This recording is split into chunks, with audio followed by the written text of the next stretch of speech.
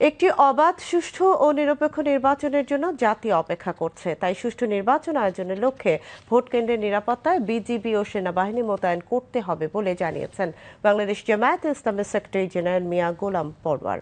সকালে রাজধানীর আগারগাঁওয়ে নির্বাচন ভবনে প্রধান নির্বাচন কমিশনার এএমএম নাসির উদ্দিনের সঙ্গে বৈঠক শেষে তিনি একথা বলেন। ত্রয়োদশ জাতীয় সংসদ নির্বাচন ও গণভোট নিয়ে নির্বাচন কমিশনের সঙ্গে বাংলাদেশ জামায়াতে ইসলামের সেক্রেটারি জেনারেল মিয়া গোলাম পরওয়ারের নেতৃত্বে ৬ সদস্যের প্রতিনিধি দল এই বৈঠকে অংশ নিয়েছে। বৈঠকে প্রধান নির্বাচন কমিশনার এএমএম নাসির উদ্দিন ছাড়াও অন্য নির্বাচন কমিশনাররা উপস্থিত ছিলেন।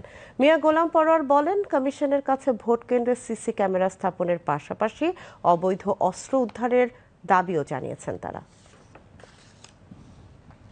ভোট কেন্দ্রগুলোতে বিজিবি সেনাবাহিনী মোতায়েন, ভোট কেন্দ্রের নিরাপত্তা প্রসঙ্গ, মাঠ প্রশাসনের নিরপেক্ষতা, যেটাকে আমরা লেভেল প্লেইং ফিল্ড বলছি, প্রশাসনের ইলেকশনের সাথে রিলেটেড অফিসারদের নিরপেক্ষতা নিয়ে যেসব প্রশ্ন উঠেছে সেটা আলোচনার বিষয় ছিল।